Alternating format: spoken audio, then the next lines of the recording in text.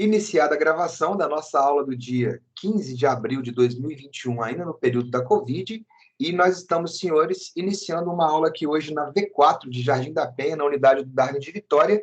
Continuaremos a falar, meu camarada, sobre economia e sociedade colonial, né? Especificamente, estamos no ponto agora já de economia. A Marcele estava com a mão levantada. Tem alguma pergunta, Marcele, que você quer fazer? Antes de a gente começar a aula, tem alguma dúvida, alguma parada? Ou foi sem querer que você encostou? Ah, foi sem querer. Então tá beleza, Marcelo. Tá show de bola. Bola, então? Iniciar o espelhamento do material. Não, tá tranquilo.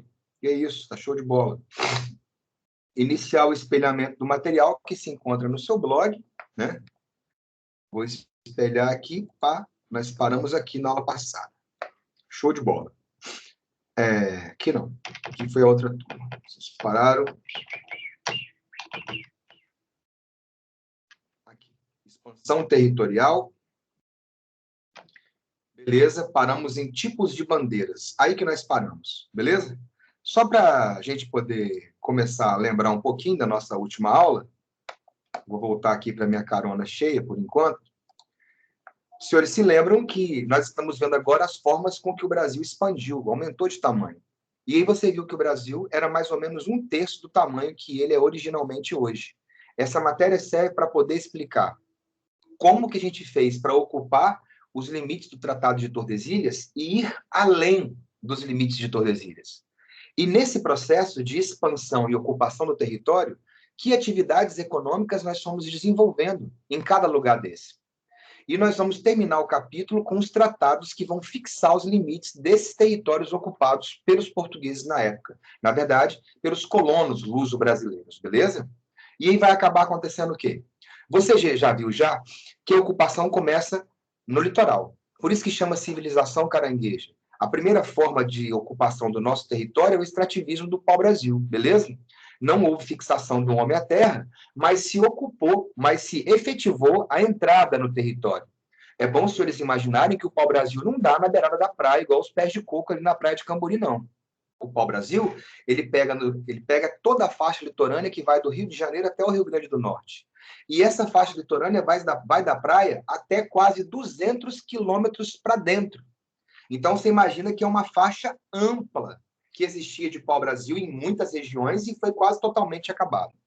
Depois do pau-brasil, nós tivemos efetivamente a ocupação da terra, né? Tá aparecendo a tela? Não, nesse momento tá aparecendo só eu, beleza? Só eu aqui, igual um terrorista muçulmano. Mas, enfim, daqui a pouco eu vou espelhar a tela. Show de bola? E aí vai rolar o quê? Além disso, logo depois dessa ocupação carangueja, desse extrativismo do pau-brasil, nós tivemos a ocupação efetiva, através das plantations de cana, tabaco e algodão. E essas plantations de cana foram interiorizando, foram ocupando cada vez mais o território. Vocês viram que outra atividade auxiliar da cana surge na época, que é a pecuária. Mas, com o tempo, o número de cabeças de gado cresce e a pecuária tem que ser efetivada além das plantations de cana. Então, se as plantations já ocuparam mais áreas do interior, a pecuária vai além dessas áreas. Pega o Rio São Francisco, desce na região sudeste e chega a ocupar lá o sul do Brasil, Rio Grande do Sul, Paraná, Santa Catarina. Beleza? E nós vimos ainda as entradas, que eram as mesmas coisas que as expedições de reconhecimento do período pré-colonial. Entradas são expedições oficiais patrocinadas pela coroa portuguesa, que vão verificar o que existe para ser explorado. Se os rios são navegáveis, se as terras são férteis, se existe metal, pedra preciosa, se os indígenas são agressivos ou não. Porém, as entradas, por serem oficiais, elas respeitam os tratados e limites. Ou seja, elas avançam no território, elas interiorizam, mas elas não ultrapassam o limite de Tordesilhas. Já as bandeiras, não. As bandeiras são expedições patrocinadas por grupos particulares, ou seja, pelos próprios colonos. Tem esse nome de bandeira porque cada família que patrocinava saía uma caravana, saía uma expedição mato adentro, e tinha sempre um que carregava uma bandeira, um estandarte, uma flâmula, uma bandeira com o brasão da família que patrocinava aquela expedição. Daí bandeiras. A maioria das bandeiras partiam da capitania de São Vicente, que vai se tornar depois São Paulo. Então você pode falar vicentino, paulista, bandeirante é sinônimo, sacou? Tudo parte do que hoje é São Paulo. E essas bandeiras vão ter quais expectativas? Como são bandeiras que buscam novas perspectivas de riqueza, elas são variadas, é o que nós vamos ver a partir de agora. Porém, como elas são feitas por grupos particulares, por colonos, elas não têm, meu velho, nenhuma intenção de respeitar ou desrespeitar o Tratado de Limite. Até porque você imagina que não existe uma placa falando bem-vindo ao limite de Tordesilhas, volte sempre. Não tem. Então, esses camaradas vão ultrapassar e vão ultrapassar muito. Como que as pessoas nas entradas sabiam o limite? Basicamente, o que vai acontecer, Cíntia, é porque os caras calculam em léguas, beleza? Então, você imagina o seguinte, do litoral, quantas léguas eu chegaria no limite de Tordesilhas? Porque quando você está no litoral, você sabe quantas léguas náuticas você caminhou do Tratado de Tordesilhas até chegar ao litoral brasileiro. Então, o Tratado de Tordesilhas está passando a 100 léguas de Cabo Verde, beleza? 100 léguas, 270 léguas de Cabo Verde. Você vem navegando e vem contando as horas navegadas. As horas navegadas vão dar mais ou menos a quantidade de léguas percorridas na água. Dali para frente, você sabe quantas léguas faltam para você poder ir a pé. Então, você vai ter uma ideia de quantos dias você poderia caminhar para não ultrapassar o limite de Tordesilhas. Só que é uma ideia muito vaga. Aí você fala por quê? Porque você imagina que navios podem andar em velocidade maior ou menor dependendo do vento. Então, ele pode percorrer uma distância maior ou uma distância menor. A mesma coisa na floresta. Ah, você pode percorrer 60 léguas aqui para dentro, que está dentro do limite de Tordesilhas. Mas você vai caminhar reto? Você vai caminhar em qual velocidade? Você não vai ter que fazer curva, não vai ter que passar por montanha, não vai ter que quebrar rio. Você vai andar nessa velocidade mesmo em 6 dias, em 60 dias? Qual que vai ser? Resumindo, Cíntia, os caras quase nunca chegavam perto do que era o limite de Tordesilhas para poder evitar qualquer fadiga. Mas a ideia era somar a quantidade de léguas marítimas com a quantidade de léguas terrestres a partir do limite de Tordesilhas. Beleza? E aí? E aí as bandeiras não. Vai ter bandeira, por exemplo, que vai partir de São Paulo e vai chegar na Amazônia. É. Vai ter bandeira que vai sair de São Paulo e vai chegar na divisa com o que é a Colômbia, lá na floresta, na floresta amazônica, sacou? Lá na divisa com a Colômbia. Então, as bandeiras até tinham como ter uma ideia. Bicho, olha só. A maioria não tinha nem ideia, porque bandeira é feito por colono, que não tem estudo. Sacou? É feito por colono que nasceu aqui e é analfa. Você imagina que essas oficiais, os camaradas vêm medindo a quantidade de léguas de lá para cá e a quantidade de léguas que eu tenho que fazer. Por isso que elas são oficiais. Então, os caras têm um mínimo de conhecimento para poder evitar não ultrapassar. Os bandeirantes, não.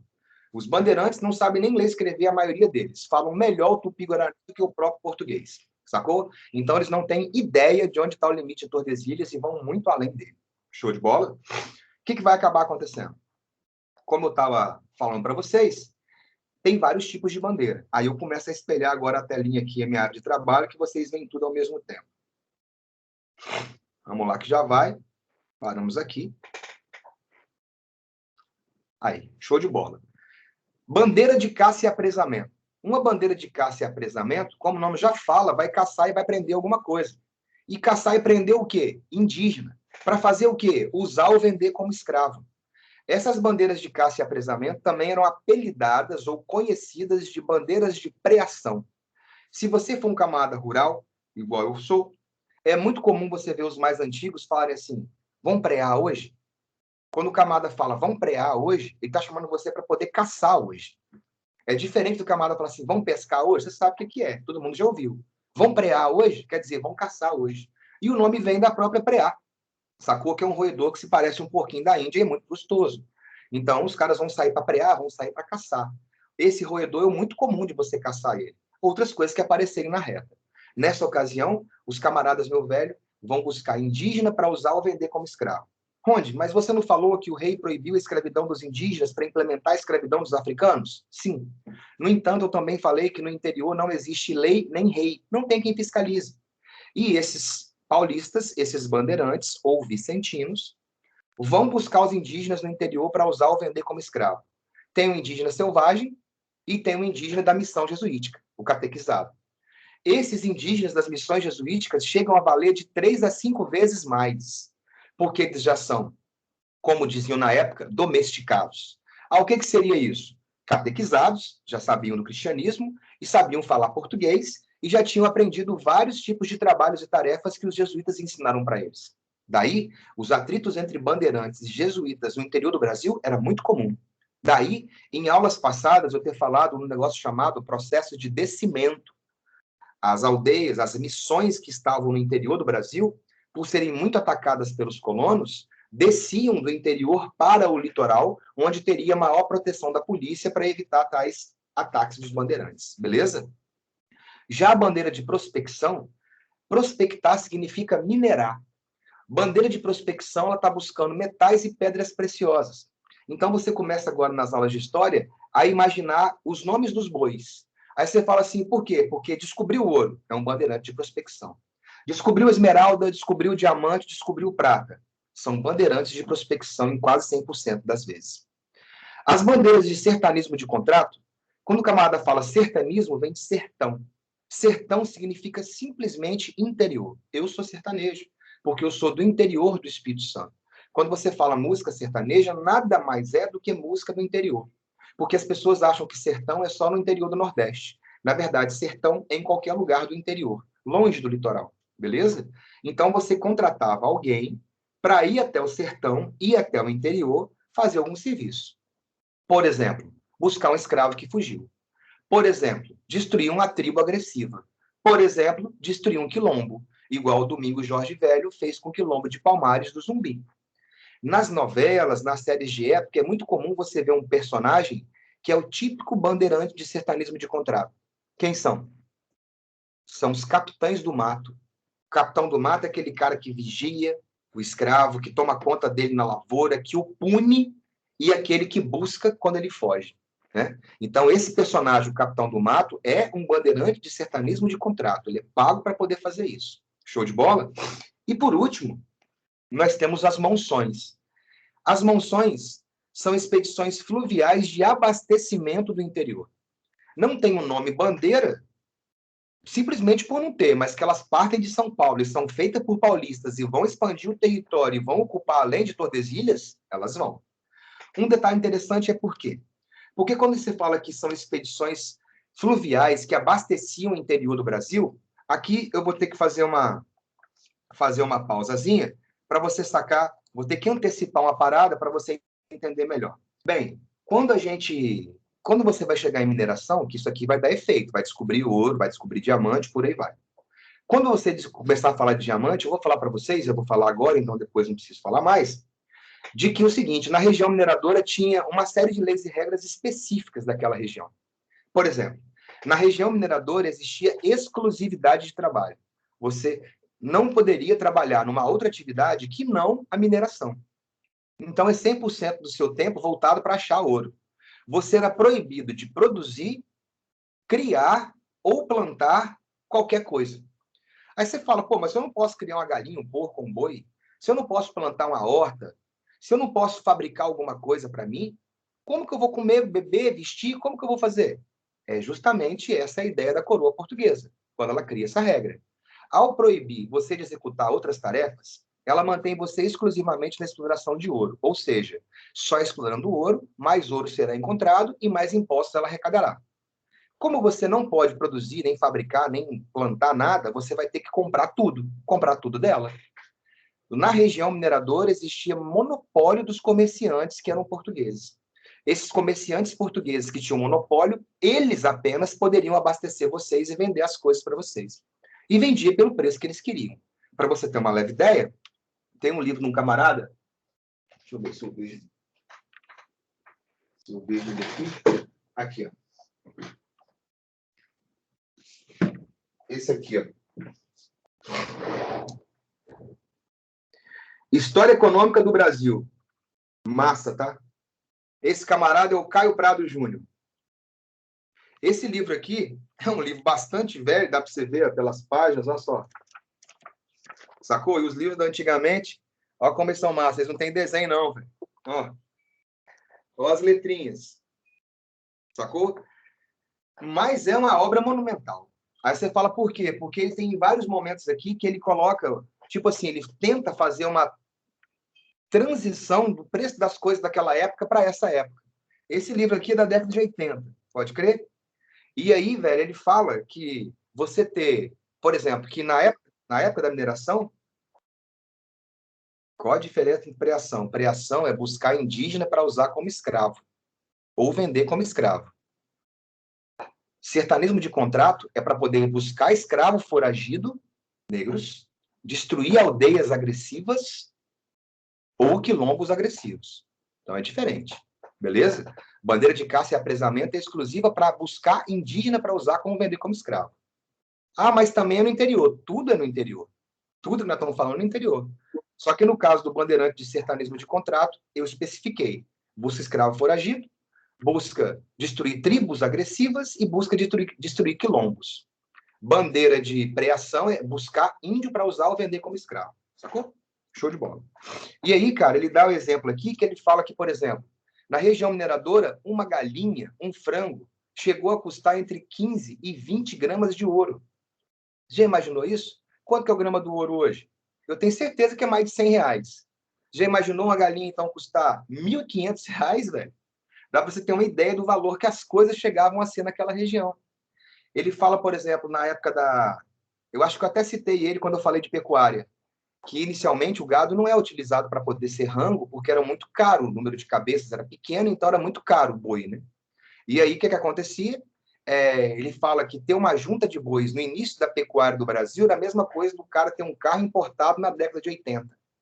Ninguém vai comprar, vai assar um boi que tem o valor de um carro importado, sacou? Então, ele dá algumas ideias que servem para a gente poder se balizar. Poder se balizar, poder se basear também. E aí, velho? E aí acontece o seguinte: essas monções, então, como não pode produzir na região mineradora, outras capitanias vão produzir para poder abastecer a região mineradora. Então, por exemplo, o Espírito Santo era o maior produtor de cachaça do Brasil, aqui em Viana. Era uma fazenda jesuíta, diga-se de passagem. E aí, velho? E aí o Espírito Santo, por exemplo, pegava essa cachaça, transportava ela até São Paulo, e de São Paulo partiam as monções que iam abastecer a região mineradora. Qual o principal rio de São Paulo? Rio Tietê. E eu lembro que quando eu estava na faculdade, aí o professor falou assim, que de São Paulo, eles desciam o rio Tietê para poder chegar até em Minas Gerais, Goiás, Mato Grosso, e dali pegando outros rios e abastecer toda a região. E aí eu fiquei bastante encafifado com aquilo, né? Pelo fato de que, tipo, aqui no Espírito Santo, a gente vê que os rios, eles nascem no interior e vêm para o litoral, sacou? Então, eles estão descendo do interior para o litoral. E quando ele falou que você ia para São Paulo e de lá você descia para o interior, eu falei, ué, como assim descia para o interior? Não entendi qual é que era. E aí, velho, professor, fiz uma questão e a resposta falava sobre vicentinos. Como poderia me explicar quem eram? Os vicentinos são os paulistas. Vicentinos são os caras que são da capitania de São Vicente. A capitania de São Vicente vai dar origem à capitania de São Paulo.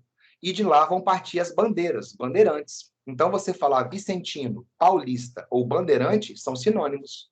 É apenas em épocas diferentes, mas que representam as mesmas pessoas, no mesmo lugar. É igual se você for em São Paulo até hoje, tem Travessa Bandeirante, Canal Bandeirante, Avenida Bandeirante, Esplanada Bandeirante, Praça Bandeirante, Palácio Bandeirante. Olha a importância dos caras em São Paulo, pra você ter uma leve ideia. Beleza? E aí, velho? E aí, olha para mim que agora que você vai entender qual é que é. Você imagina que tem uma montanha aqui, beleza? Tem uma montanha. Tranquilo. Aí, velho, imagina que aqui pro meu lado direito, ó, descendo aqui, tá o litoral, beleza? E descendo para cá, você está no interior. Show de bola? O que acontece? Se o rio nasce aqui, ó, ele vai naturalmente descer para o litoral. No caso de São Paulo, o rio nasce do outro lado da montanha, ele nasce aqui. Sacou? De São Paulo para baixo, quase todos os rios nascem do lado de cá. Ó. Então, eles vão descer para o interior, dar uma volta imensa para depois chegar no oceano. E aí, hoje eu estava dando aula para os meninos da segunda série, e eu estava dando sobre imperialismo do Brasil na região platina, atritos do prata, intervenção do Brasil na Argentina, no Uruguai, no Paraguai.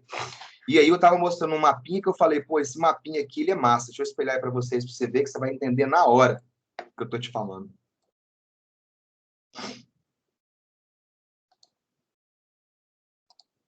Olha só. Aí, ó. Olha esse mapinha à direita. Tá vendo São Paulo? Olha onde o Rio Tietê nasce. O Rio Tietê nasce muito próximo do litoral. Aí, como eu te falei, ó, Se ele tivesse nascido do meu lado direito, ele descia direto para o litoral. Ele nasceu do lado de cada montanha, ó, do lado oposto. Então, ele vai para o interior para poder depois chegar no oceano. Observa que a mesma coisa acontece com o Rio Tietê, acontece com o Rio Iguaçu, acontece com o Rio Uruguai. Por onde quer dizer, então, que eu poderia sair de São Paulo, pegar o rio, descer, ir para o Rio Paraná, descer, pegar o Rio Paraguai, chegar lá em Montevidéu, lá em Buenos Aires? Sim, por que não? Com tranquilidade, sacou? São rios que nascem próximos do litoral e descem para o interior. Isso é bastante diferente, porque aqui no Espírito Santo não é assim. Então, eu fiquei meio pan. E aí, velho? E aí, o detalhe interessante dessa parada é que esses caras, então, vão abastecer áreas do interior que não poderiam produzir. Como o ouro vai além de Minas Gerais, o ouro vai ser descoberto em São Paulo, Minas Gerais, Goiás, Mato Grosso, essas expedições vão usar os rios para poder avançar na ocupação do território que vai se tornar futuramente português. Show de bola? O comércio dos produtos da coroa para os colonos eram feitos como? Existiam comerciantes que faziam esse trabalho e ganhavam uma porcentagem dos produtos? Sibeli, olha só, é bem fácil. Cada capitania tinha uma companhia de comércio que tinha monopólio. Então, por exemplo, no Espírito Santo tinha a Capitania de Comércio do Espírito Santo. Essa capitania, essa companhia de comércio, ela participava de um leilão. Então, tinha um leilão, a coroa fazia um leilão para cada capitania, quem desse o maior lance ganhava o direito de abastecer aquela capitania por um ano. Então, vamos supor que a Companhia de Comércio do Espírito Santo era sua, Cibele Samara. E aí? E aí você abastecia tudo que o Espírito Santo necessitava. 20% do seu lucro você dava para a coroa portuguesa. Sacou? Então, você vai ter Companhia de Comércio do Espírito Santo, Companhia de Comércio do Rio de Janeiro, Companhia de Comércio do Maranhão, Companhia de Comércio do Grão-Pará. São companhias que recebem um monopólio de Portugal para abastecer aquela região. 20% do lucro eu repasso para a coroa. Beleza? E aí? E aí, o interessante é que esses produtos chegavam em São Paulo, iam para o Rio Tietê. Do Rio Tietê, meu velho, desciam para a região mineradora. As embarcações que transportavam essas mercadorias eram canoas gigantescas, que chegavam a ter de 9 a 11 metros de comprimento, de 3 a 5 metros de largura. Uma canoa, já pensou, de 11 metros de comprimento, 5 de largura? E aí você colocava os produtos dentro dela e ia remando. Tem esse nome de monções porque as monções, que você lembra de monção? Período de chuvas, né? Período de ventos, né? Então, por exemplo, quando vinham as monções, quando vinham as chuvas, o rio enche. Então, os caras pegavam para ir para Minas Gerais. O rio cheio, rapidinho você descia para Minas Gerais.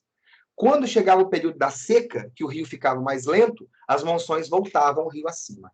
Sacou? Então, é monções porque as expedições variavam de acordo com o período das chuvas. Show de bola? E essas embarcações gigantescas que transportavam os produtos até a região mineradora eram chamadas de pirogas. Sim, pirogas. Não aquela outra coisa que você está lembrando. Talvez venha daí, porque uma piroga é uma embarcação feita num pau gigante, num tronco gigante. Um único tronco vai dar uma embarcação de 9 a 11 metros até 5 metros de largura. E qual que é a parte boa da piroga? É um tronco único, não tem emenda. A piroga consegue suportar uma carga grande em cima dela, sem ela afundar. A piroga é fácil de você tirar, é fácil de você colocar, porque você imagina que você está no rio, aí tem uma corredeira, tem uma montanha, uma cachoeira, não tem como. Então você tira a piroga para fora, desabastece os produtos, carrega a piroga nas costas, coloca a piroga para dentro e continua. Show de bola? Talvez por isso, meu velho, que tem essa outra parada aí. Aí vamos lá, continuando. E aí, outra forma de você expandir o território é a ação jesuítica. Porque, veja bem, de acordo que a colonização avança para o interior, o indígena foge da colonização. Porque eles vão atacar a terra dele, vão tentar usar ele como escravo. E aí, de acordo que o indígena foge para o interior, se você é jesuíta e você vive da catequese do indígena, se o indígena vai para o interior, você vai atrás. Então, vão ter dezenas, centenas de missões jesuíticas nos rincões do interior do Brasil. Pará, Amazônia, tudo que você imaginar. E boa parte dessas missões jesuíticas viram vilas e depois se tornam cidades. Assim como os fortes militares também vão ocupar espaços além de Tordesilhas. Principalmente depois que descobre ouro, Os portugueses ficam bolados de ter uma invasão ao interior brasileiro e essa invasão viria pelos rios navegáveis, beleza? Então, eles vão montando fortes militares às margens desses rios navegáveis, para que quando você passasse ali em frente, eu te bombardeasse e você não conseguisse chegar. Então, você vai ter forte militar no Rio Amazonas, no Rio Negro, no Rio Madeira, no Rio Solimões, sacou? E igual acontece com as missões jesuíticas, as igrejas que atraem pessoas e viram vilas e viram cidades, fortes militares atraem as pessoas que viram vilas e viram cidades. A religião e o exército aglutinavam e davam a ideia de proteção às pessoas que passam aí para lá. Então, se você somar tudo, extrativismo, plantations, pecuária, entradas, bandeiras, ação religiosa e ação militar, essas foram as formas com que nós conseguimos ultrapassar o limite de Tordesilhas e ocupar 2/3 de uma área que originalmente não era nossa. Beleza? E aí? E aí, nesse processo, acabaram por descobrir o ouro. Sacou? Esse ouro que vai ser descoberto vai ser como? Bem, lembra que eu falei com vocês que desde o começo do processo, desde que os portugueses chegaram aqui, o Pedro Álvares Cabral mostrou uma pedrinha de ouro para o indígena. O indígena deu a ideia de que sabia o que era e apontou para dentro do mato, tipo assim, eu tô ligado, isso tá aí. Só que eu já falei para vocês que, tipo assim, eles vão criar uma esperança muito grande de achar o ouro logo, mas não vão encontrar tão cedo. Diferentemente dos espanhóis, que chegaram aqui em 1492, em 1519 já estava entrando em contato com o Inca, Maia e Azteca, que tinha ouro e prata. Os portugueses chegam em 1500, mas as primeiras descobertas são a partir de 1690. Descoberta grande a partir de 1710, ou seja, século XVIII. Demorou, meu velho, 200 anos para os caras acharem o ouro efetivamente aqui no Brasil. E assim como você vê quando você era feliz e não sabia, que você ficava à tarde à toa, coçando o saco e passando hipoglós para não assar, vendo lá, meu velho, sessão da tarde, aí você viu aquele desenho da Disney, o Eldorado. Aquele Eldorado é Inca, tem umas lhamas, ouro e por aí vai. Tem vários Eldorados, igual, por exemplo, tinha o Eldorado do Hernán Cortés. Falaram com ele que o Eldorado era uma cidade de ouro, né? Ele falou, pô, mentira, mentira. Quando ele chegou em Tenochtitlan, ele olhou assim, meu velho, nunca tinha visto tanto ouro na frente dele. E aqui também se criou o mito do Eldorado. O mito do Eldorado, criado no Brasil, os portugueses afirmavam que aqui tinha um Eldorado, onde o ouro pululava no solo. Pululava é um termo para dizer que ele brotava no chão, brotava nas margens dos rios, sacou? E aí? E esse ouro ainda era defendido por mulheres, exclusivamente tribos de indígenas mulheres, nuas, montadas em seus cavalos, amazonas, beleza? Basicamente, os portugueses tarados da época colocaram quase tudo que eles queriam ou achavam de bom num sonho só. Achar ouro brotando no chão, quem toma conta são só mulheres, todas elas estão peladinhas e montadas nos cavalos, aí faz parte da tara de cada um, tá me entendendo? Faz parte da tara de cada um querer colocar o cavalo no meio do sonho sexual e de riqueza dele. Quando eu gosto de comentar com meu pai, porque meu pai é um camarada que tem um senso bastante diferenciado, né? E dou umas coisas para ele lê, troca ideia, e eu sempre acho muito engraçado os posicionamentos dele, né? Alguns bastante toscos e machistas, mas eu acho alguns bastante diferenciados, né? Quando eu falei isso aí deles, ele falou assim, eu falei assim, pô, só pegou mal, né, pai, esse negócio aí do cavalo no meio, né? Aí ele falou assim, mas por quê? Aí eu falei, pô, mulher pelada dá no cavalo, já imaginou o cheiro que vai dar? Eu já andei a cavalo no pelo. O suor do cavalo passa para sua bunda, você fica com cheiro de cavalo na traseira, meu velho, um tempão, assim. Aí eu falei com meu pai, pô, andar nua num cavalo vai dar um cheiro diferente, né? Ele olhou para mim e falou assim, tô te entendendo não, Roné. Ele não consegue falar o meu nome direito. Colocou meu nome de Rondinelli, que é o avô dele, mas ele me chama de Ronelli. E aí ele falou assim, não tem esse negócio não. Quando Deus fez a gente, não colocou nem nariz e nem zóio lá embaixo, não é para toa, não. É para não sentir cheiro e não para não ver nada. Eu falei, eita, caralho. E aí ele foi e falou assim, tem outro ditado. Pode estar catingando ranço, que eu tô chegando manso. Que parada é essa? Ah, eu morri de rir. Morri de rir e falou, você tá ficando diferente, você tá meio fraco, hein, meu filho? Você tá meio fraco. Hein? Falei, pai, ai, ai, ai, o camarada era muito diferenciado. Era não, né? É, meu pai felizmente tá vivo. Isso que é o máximo de uma aula gravada ao vivo, né? Ai, ai, nós estamos na sala de aula, daqui você vai sentando, nunca vi tanto kkkk, tá parecendo uma batalha do Vietnã de metralhadora aqui. Mas vamos lá. Voltando a espelhar os slides, o que vai acontecer? Você achou o ouro? Achou. Primeira coisa que você tem que fazer, você tem que informar a coroa portuguesa que você achou o ouro. Aí você fala, tá bom, eu achei o ouro, e aí eu vou informar para a coroa portuguesa que eu achei o ouro. Vou nada, tem 2 décadas que eu estou procurando ouro, eu vou falar com eles. Aí eu voltei para a tela cheia aqui. Não vou, não. Eu não vou brigar com você, né, cara? Você é um revolucionário ultra jovem, vive acima das leis e das regras e acha que ficou 20 anos no mato achando ouro e agora você não vai contar para ninguém? Beleza, não precisa contar, não. A vida é sua. No entanto, se a coroa portuguesa descobrisse que você descobriu o ouro, mas não informou para ela, ó, já era você. Ou você vai ser enforcado, ou vai ser fuzilado, ou vai ser rangado. Eles vão te degradar na África, num lugar onde tem tribos canibais que vão ensopar você na primeira vez. Beleza? Aí, então, meu velho, você tem que cumprir a lei e a regra e ir lá informar para os caras.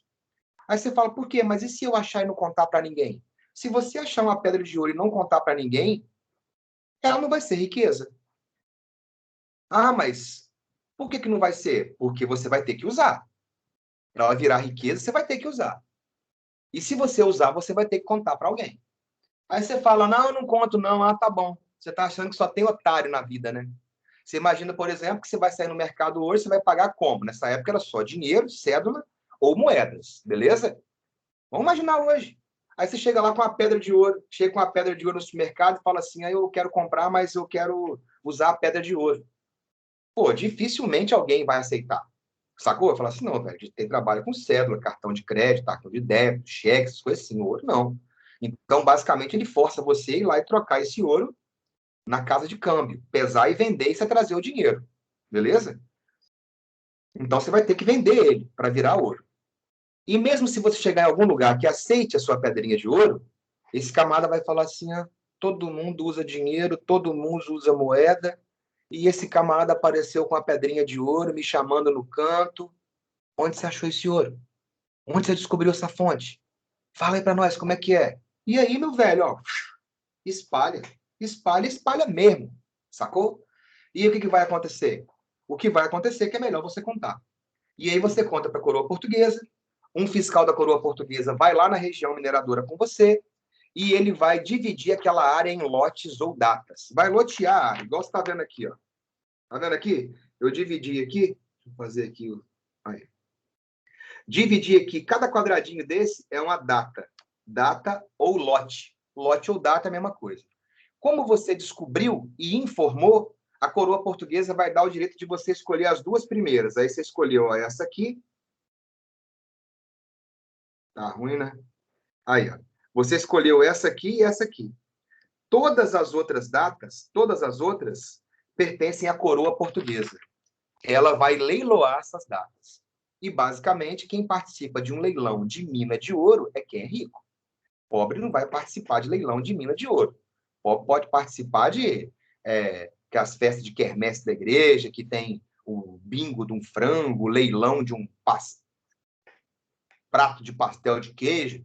Eu lembro que eu participava dessas aí quando eu morava na roça, que dava uma gentalhada danada. E um dia eu arrematei um frango no leilão, um frango assado, um galetinho, R$ 5. Já imaginou quantos anos foi isso? E eu lembro que quando eu falei, ó, 5, dou 5 conto, o camarada vendido pro camarada ali atrás, aí foi passando o frango. Quando os caras olharam para trás e viram que era eu que tinha arrematado o frango, os brother meu, cada um veio arrancando um pedaço do frango. Quando chegou o frango em mim, chegou só a carcaça dele com o pescoço. Mas deu para poder usar para tomar uma, né? Na festinha. Deu para dar um tira-gostinho. Mas e aí? Pobre não participa de leilão de mina de ouro. Quem participa é rico. Show de bola? Então, basicamente, o dinheiro flui para quem tem mais dinheiro. Show de bola? E a coroa portuguesa vai começar a criar leis e regras para poder regular isso. Por exemplo, vai criar um regimento das minas. Um regimento é um conjunto de leis e regras sobre a exploração de ouro. Quando você entrou no Darwin, não sei se você recebeu um manual do aluno. Aquilo é o regimento escolar. O que você pode fazer, o que você não pode fazer, e se você fizer o que não pode ser feito, qual a punição. Um regimento das minas fala o que você pode fazer, o que você não pode fazer e qual a punição se você fizer errado. E criou a intendência das minas. O intendente era o fiscal que aplicava o regimento. Então, tinha leis e regras para controlar tudo. A coroa portuguesa toma conta de perto. E aí, imagina que vocês da V4 são uma região exploradora de ouro. Cada região dessa, aí eu volto a espelhar agora os slides, cada região dessa vai ter que ter uma casa de fundição. O que é uma casa de fundição? Uma casa de fundição é o local do seguinte, ó. Dentre aquelas leis e regras que foram criadas, uma delas era: está proibido a circulação de ouro e prata, a circulação de metais preciosos, em pó, pipita, que é pedrinha, ou cascalho, aquelas casquinhas de ouro. Você não pode transportar mais assim. Então, se você achou ouro em pó, pedrinha ou cascalho, você tem que levar ele na casa de fundição. A V4 tem uma casa de fundição, a V1 tem uma casa de fundição, a V2 tem uma casa de fundição. Cada lugar tem uma. E aí, meu velho, e aí, o ouro que você levava em pedrinha, ele ia para a casa de fundição, lá ele ia ser fundido, transformado em barra, transformava ele numa barrinha, selava quer dizer, batia um carimbo para dizer que já cobrou o imposto e retirava os 20%. Retirava o quinto. Por isso que fala que o ouro era fundido, transformado em barra, selado e quintado. Já retirou a quinta parte. Sacou? Em todo lugar tinha isso. E aí? E aí tinha duas formas de exploração. Né? Você já viu como que achava o ouro? Mas como que eu vou saber de onde que vem o ouro, né? Que é uma pergunta bastante comum também dos meninos. Né? Como que eu vou saber de onde que vem o ouro? Como é que ele é? Como é que vai? Bem, primeira coisa, eu demorei bastante tempo na minha vida para descobrir um negócio desse, porque eu achava que o ouro vinha só das camadas inferiores do substrato terrestre, né? E eu descobri uns 2, 3 anos atrás que o ouro também vem de cima. Tem no History 2 de como são feitas as coisas, sacou? A história das coisas. Então tem a história das estradas, a história do sal, a história do ouro. E eu achei massa aquela série, cara. Eu não tenho gravado, eu vi na época. E aí o cara falou que existem meteoros de ouro que caem na Terra. Então, se você encontrou o ouro, começou a cavar e rapidamente o ouro acabou, é um ouro que veio de cima para baixo. Se você encontrou o ouro, começou a cavar e vai afundando, afundando, afundando, afundando e nunca acaba, é o ouro que vem de baixo para cima. Você imagina que quando você tem, em geografia, você vê os estratos que compõem, tem um núcleo terrestre e todos os estratos que vão se compondo ao entorno deles, beleza? Então, você tem, por exemplo, aqui na superfície, uma camada de terra, por exemplo, onde você planta. Abaixo, você pode ter uma camada de rocha. Abaixo da rocha, você pode ter água, que é um lençol freático. Abaixo, você pode ter, por exemplo, argila. Você pode ter areia. Pode ter um montão de coisa. Calma aí que nós vamos falar. E aí? E aí, o que vai acontecer? Uma dessas camadas pode ser prata. Uma dessas camadas pode ser ouro. Sacou? E como a água vem do interior para a superfície, como a água vem do fundo da terra para a superfície, ela vai passando em todas essas camadas até brotar aqui em cima. Então, como a água vem da nascente, ela vem subindo do fundo da terra. Se ela passar em alguma dessas camadas e tiver ouro, ela leva esse resquício de ouro para a superfície. Sacou? Esse resquício de ouro que foi para a superfície é o ouro de aluvião. Sacou? É o ouro de aluvião que o Fortunato está colocando aí. O ouro de aluvião é aquele ouro que brota na beirada do rio, sacou? Por isso que quando o camarada ia buscar ouro antigamente, ele subia os rios para poder encontrar as nascentes. Quanto mais próximo das nascentes, maior seria a possibilidade de você encontrar ouro se ele existisse ali. Porque se existisse o ouro ali, próximo à nascente, ele subiu, se deposita nas margens. O sol brilhou, você vê. Aí, brilha um tanto, que você não faz ideia. E se você encontrou esse ouro de aluvião, que é esse ouro depositado nas margens do rio, próximo às nascentes, pode começar a furar que você vai achar. Beleza? Então, dificilmente você vai encontrar ouro na foz de um rio. Ah, por quê? Porque ele percorreu tantos e tantos quilômetros que ele foi se dissipando ao longo do caminho e aí você não consegue enxergar. Se tem ouro, quanto mais próximo da nascente, mais concentrado está, mais fácil de você achar vai ser. Mais fácil de visualizar vai ser. Show de bola? Voltando a espelhar, tinha duas formas, então, meu velho, de você explorar esse ouro.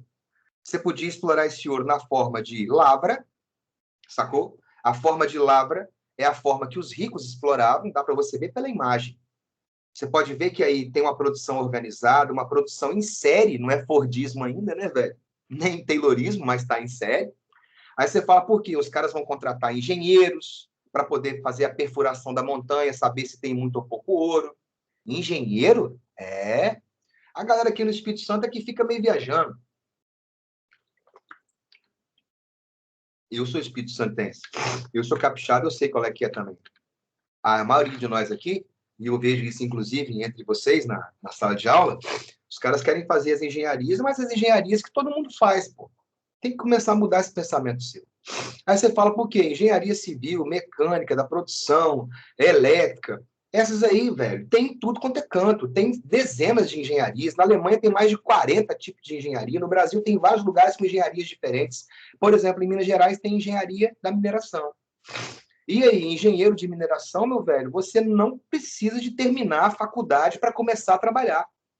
Se eu não me engano, na UFOP tem. Engenharia de Minas, beleza?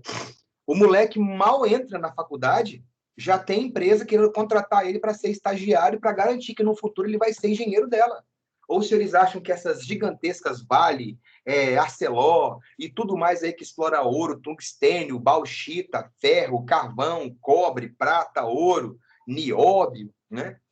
Isso é engenheiro que está achando, sacou? É um curso massa, sacou? E que te garante um futuro, ó, show de bola e que não tem muitos no mercado não, tá? E precisa de engenheiro de mina para tudo, velho. Você vai lá estourar uma pedra, vai fazer uma água, se a água é mineral ou não. Pô, é um negócio massa. Observa que nessa imagem, você vai ter aí, ó, a Bianca, ambiental. Meu tio dava aula lá, engenharia de Minas. Ele abriu o curso na época dele aí, pode crer. E aí, Amanda, vai fazer o quê? Vai fazer isso também? Podia dar uma ideia nele lá, poder saber se tá nesse frenesi, tá? Porque mineração no Brasil bomba, né? Bomba. Bomba mesmo. E é um curso que, quando eu vejo os meus alunos que foram para lá falar, só ouço falar bem. Mas vamos lá. Olha aí, que massa, né? Você fala uma parada, já tem um cara que tem um tio que deu aula lá. É igual eu produzindo café, um dos caras que são dos maiores especialistas de café, tio meu, deu aula na Escola Técnica de Rive, sacou? Tio Zé Maria Dalcomo, beleza? Ele fez pós-doutorado em café. E tem uma tia minha que também fez engenharia agrônoma e ela é pós-doutora na Universidade do Ceará, sacou? Ela é uma das principais contribuintes para as vacinas que vão vir de dengue, chikungunya, esse negócio assim. O estudo dela é em base disso aí. Essa aqui se observa que é feita por rico porque tem muitos escravos, tem tecnologia empregada, tem uma série de fiscais, é um fiscal basicamente para cada escravo. Ah, por quê? Para ver se o cara está fazendo o serviço bem feito, se ele não está deixando o ouro passar, e para poder ver também se ele não vai roubar o ouro. Ah, por quê? Porque que escreveu não leu, meu velho. O camarada achou uma pedra de ouro, puf, engole. É muito comum isso acontecer. Ele engoliu o ouro para poder ficar para ele depois. E quem sabe um dia ele consegue vender esse ouro e comprar a alforria. Então era um olho na missa, outro no padre. Um olho no peixe e outro no gato. É dessa forma. E se desconfiava que o cara tinha engolido o ouro, por exemplo, para servir de castigo exemplar, abria um cara vivo no meio de todo mundo e começava a mexer nas tripas dele. Era terrível. Mas mesmo assim a galera arriscava, engolia, enfiava, tô te dizendo. Já a faiscação, só de se olhar a imagem você já percebe, essa aí é feita pelas pessoas que tinham a menor quantidade de grana. Então eu não descobri o ouro para ter uma data. Ou eu não tenho dinheiro para poder comprar uma data, um lote. Então eu vou viver aonde? Abaixo das minas de exploração. O rio vai descendo, eu vou ficar lá embaixo. Aquilo que sobra, aquilo que desce, é que eu vou explorar. E aí, observa que a mão de obra é individual, dificilmente vai ter escravo, né? Na verdade, se o camarada der sorte, eu coloquei, também era frequente um homem livre enviar um escravo para a faiscação, que ficava com a parte do ouro encontrada e entregava outra parte para o seu senhor. Tipo assim, eu tive a sorte de achar uma pedra de ouro grande. O que eu faço? Vou lá e compro um escravo para poder me ajudar. Como os escravos tendiam a enrolar, pelo fato de serem escravos, não recebem nada, vai querer se esforçar para quê? Esse camarada fazia um acordo com ele. Falava assim, ó, se você explorar X, o que passar disso é seu, sacou? Então, tipo assim, o escravo estava explorando 10 gramas de ouro por dia. Aí, enrolando. Aí eu vou e falo assim, ó, se você explorar 25 gramas de ouro por dia, o que passar vai ser seu. Coloca uma cota alta, para ele ter que se rasgar mesmo. E aí? E os caras vão se rasgar. e vão bater a cota. E vai passar disso. E ele vai poder juntar um ouro para poder, no futuro, comprar a alforria dele. E sabe o que ele vai virar? Minerador. E você sabe o que vai acontecer? Se ele achar ouro, ele compra escravos para trabalhar para ele. Ah, isso acontece? Acontece. Você imagina que o modo de produção escravista, ele é tão imbuído na população, embutido na população, que todo mundo que puder escravizar vai ter. Quando você fala que os pobres não têm escravos, pelo fato de eles não terem dinheiro para comprar escravo. Se um escravo se torna livre e ele passa a ter grana, ele vai e compra outros escravos para poder usar para eles. É bom você imaginar que na África, africanos escravizavam africanos. Assim como você vê na Grécia, gregos escravizando gregos, escravização por dívida. Assim como você vê na Roma antiga, romanos escravizando romanos. Né? Você vê na Roma, brancos escravizando brancos. Na África, negros escravizando negros. Então, o modo de produção naquele momento, ele afeta todo mundo. Você está numa situação de inferioridade porque é escravo. Chega a ter uma ascensão, eu vou negar aquilo, eu não vou viver daquilo? Você pode escolher. Mas nós temos vários e vários exemplos na história do Brasil onde esse processo se perpetua. Quando fala faiscador, são aqueles que estão procurando as pedrinhas, né? Estão explorando as pedrinhas. Faiscador ou faiscação, quando fala, você sabe que é um minerador, né? De baixa tecnologia, pouca mão de obra, consequentemente produz pouco, mas costuma também você falar dos camaradas que são consumidores de crack, que eles são faiscadores. Ah, por que faiscadores? Que estão atrás da pedrinha, sacou? Aquela pedrinha que é tudo para ele. Daí um termo que é da mineração se aplicar também nos nóia de crack, beleza? E aí, regimento das minas eu já falei, é o conjunto de leis e regras. Intendência das minas, eu também já falei, são os fiscais que vão aplicar o regimento. E aí os impostos criados, que vai ficar para a nossa próxima aula, beleza? 5h30, começou 4h40, 5h30 termina essa aula. Show de bola, senhores. Espero que tenham gostado da aula de hoje. Foi muito bom estar com vocês. Show de bola. Beijo, até mais. Tchau.